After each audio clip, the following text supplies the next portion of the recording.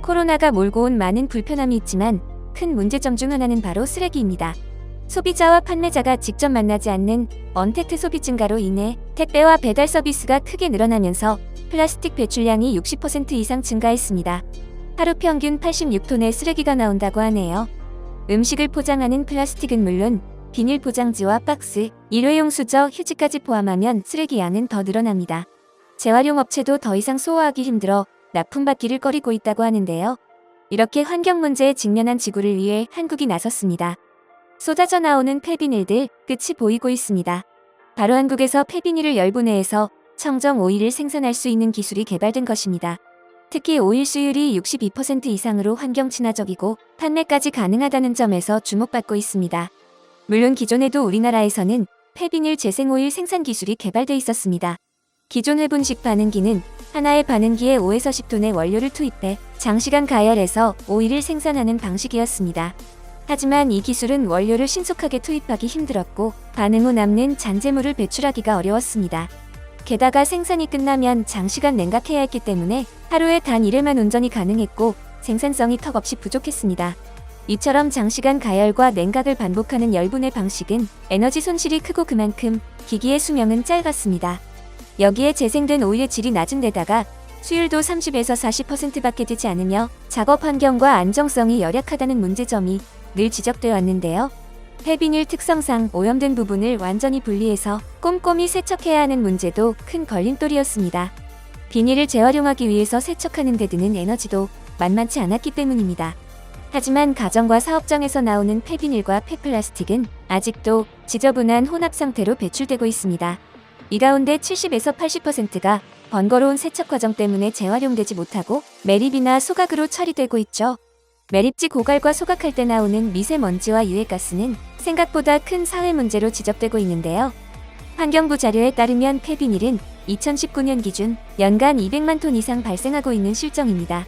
2018년 수도권에서는 재활용 수거 업체들이 수거 비용이 부담된다는 이유로 폐비닐과 폐플라스틱의 수거를 중단하면서 도시 곳곳에 쓰레기가 쌓이면서 큰 혼란이 일어났습니다. 당시 분리수거가 제대로 이뤄지지 않으면서 쓰레기산이 1년 새 100개가 생겨날 정도로 쓰레기가 쌓였고 부도난 공장이나 폐건물 내부의 쓰레기를 숨기거나 바지선을 빌려 해상에 띄워두기까지 했습니다. 지자체와 정부 차원에서 나서서 치우면서 어느 정도 처리되는 정도였습니다.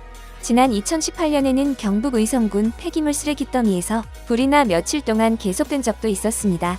소방차 7대와 많은 인력이 투입돼 1시간여 만에 불을 껐지만 완전한 진화가 어려웠습니다.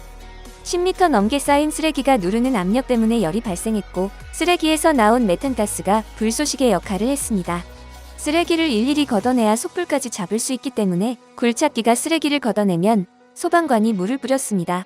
오랫동안 작업이 반복되면서 비가 내렸는데도 불길을 잡기는 힘들었습니다. 이 자리에 10년 동안 쌓였던 폐기물은 20만 8천 톤이나 되었다고 합니다.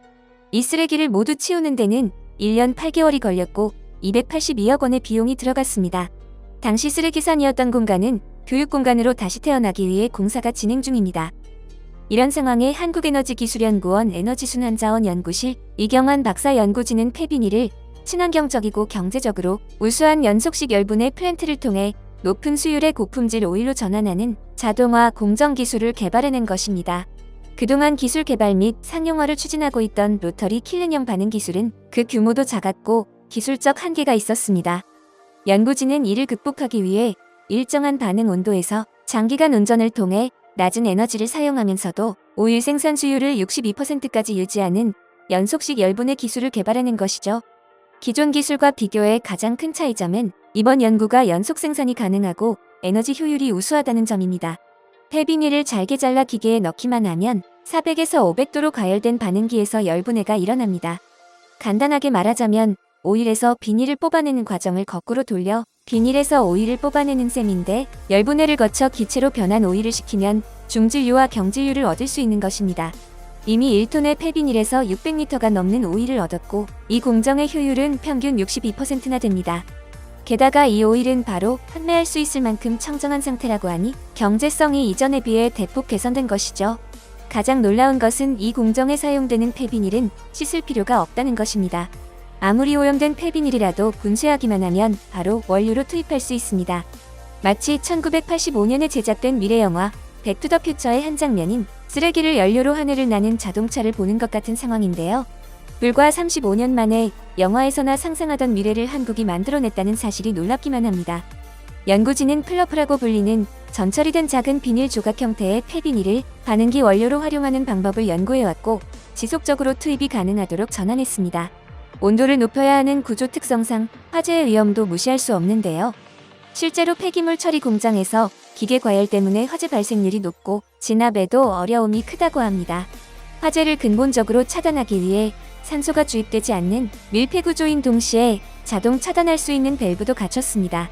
여기에 더해 질소 퍼징에 의해 일정한 산소 농도를 유지하는 시스템을 구축해 안정성을 확보했다고도 전했는데요. 연구진은 반응기 내부의 온도 분포를 다르게 해서 일정한 온도에서 최대의 오일 수율을 확보하고 반응기에 투입되는 원료가 온전히 활용되도록 투입되는 양을 조절하는 공정을 최적화했습니다.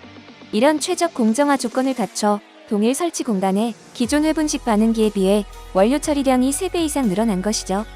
특히 열분해 반응기에서 생산된 생성물은 염소 제거 공정을 한 번 더 거치게 되고 가솔린, 등유, 경유, 중진류로 나눠진 고급화된 최종 제품을 얻게 되는 것입니다. 생산된 오일 제품은 4대 중금속인 납, 카드뮴, 수은, 크롬 함유율도 모두 환경 규제치 이내로 확인됐습니다. 사실 폐비닐 오일 생산의 첫 번째 우선순위가 경제성에 있는 것만은 아닙니다.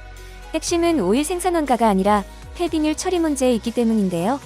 놀라운 점은 연소 분전이 가능하면서도 반응기 자체에서 나온 가스를 반응기 온도를 올리는 에너지로 사용하기 때문에 생산 비용에 있어서도 놀라운 경제성을 증명받았습니다. 기존 열분해 과정에서 큰 문제점으로 남았던 잔재물 문제도 해결했는데요. 왁스 등을 포함한 미반응 잔사물을 없앴기 때문에 흙과 같은 무기물과 고형 탄소 성분만 남게 됐습니다. 그리고 2차 공정을 한 번 더 적용해 고온의 잔사물을 안전하게 밀폐시켜 배출하는 장치까지 포함되어 있습니다. 연구진은 올해 내로 하루에 폐비닐 2톤을 처리할 수 있도록 공정 규모를 키우고 공정 최적화를 위해 연구를 계속할 계획입니다. 또한 내년부터는 하루 10톤으로 처리 규모를 늘려 완벽한 사업화 시스템을 완성한다는 계획을 가지고 있습니다. 원유국이 아닌 우리나라에서 수입에 의존하던 에너지를 폐기물로 생산해낸다는 것은 놀라운 의미입니다. 또한 우리나라는 쓰레기 분리배출률이 세계적으로 높고 재활용에 대한 시민의식은 기교 불가일 정도입니다.